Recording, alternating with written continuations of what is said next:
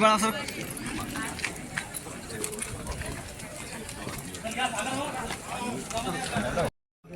धनंजय मुंडे यांचा राजीनामा घ्यावा आणि मंत्रिपद मनोज कायंदे यांना द्यावं।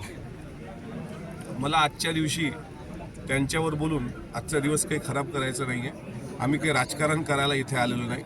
आता कोण आकान कोण बाका ते सांगायला जिजाऊ सृष्टीच्या पलीकडचा भाग आहे, त्यामुळे त्यांना बोलू द्या काय बोलता येत ते। शेवटी एवढं मात्र नक्की तमाम में सब नंगे होते। चला आतले बाहेर।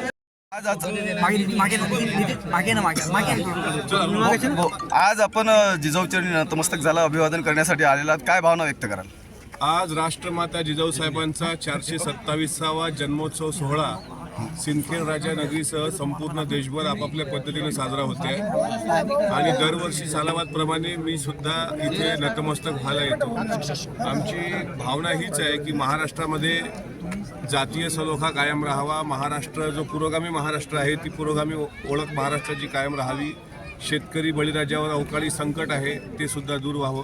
जिजाऊ चरणी ते साकडं घातलंय। सोबतच आमची मागणी पण अशी आहे की तीर्थक्षेत्र सिंदखेड राजा विकास आराखडा त्याचा अजून कुठलाही टप्पा इथं दिसत नाही पार होताना, एक जर महाद्वार सोडलं तर।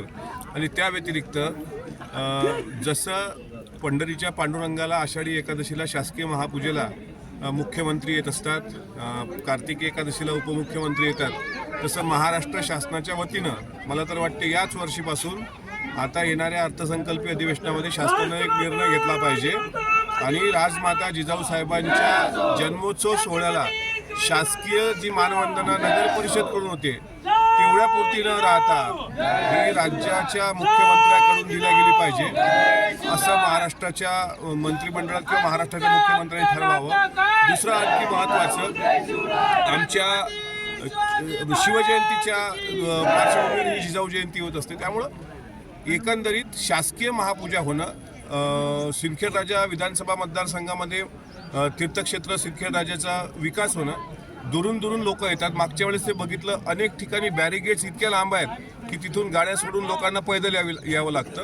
हे सुद्धा फार वेदनादायी आहे की 12 जानेवारीला जिजाऊ जन्मोत्सवाला अशा प्रकारे गडचेपी होता कामा नये, प्रत्येकाला हे खुलं असलं पाहिजे आणि या सौंदर्यात भर पडली पाहिजे। राजे लखुजीराजे जाधवांची समाधी आहे, इथे 12 आहेत त्या काळामधले, याचा विकास झाला पाहिजे।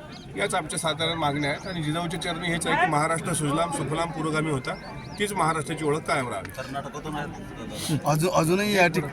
अजूनही जगभरातून या ठिकाणी जिजाऊ प्रेमी शिवप्रेमी दाखल होत असतात, परंतु कुठलीही सुविधा पर्यटकांसाठी या ठिकाणी नाही, त्यामुळे आंतरराष्ट्रीय दर्जाचं स्मारक व्हावं अशी मागणी गेल्या अनेक वर्षापासून आहे। त्यासाठी काही पाठपुरावा केला जाणार? मागणीच होते आहे, आजपर्यंत यावर राजकारणच झालं।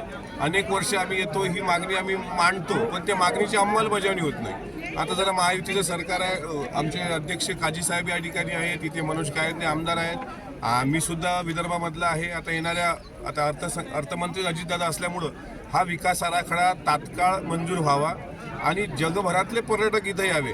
जसं आता तुम्ही बघत असाल की राजस्थानचे किल्ले पाहायला, ज्या किल्ल्यांना इतिहास आहे असे पाहायला येतात, इतिहास नाही असे पाहायला विदेशातले पर्यटक येतात।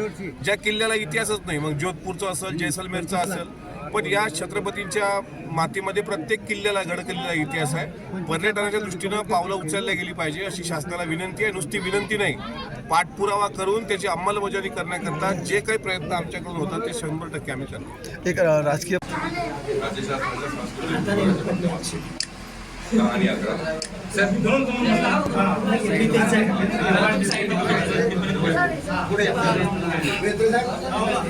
जय जिजाऊ जय शिवराय, तुमचं नातं काय? जय जिजाऊ जय शिवराय, राष्ट्रमाता राजमाता जिजाऊ साहेबांचा विजय असो, छत्रपती शिवाजी महाराजांचा विजय असो।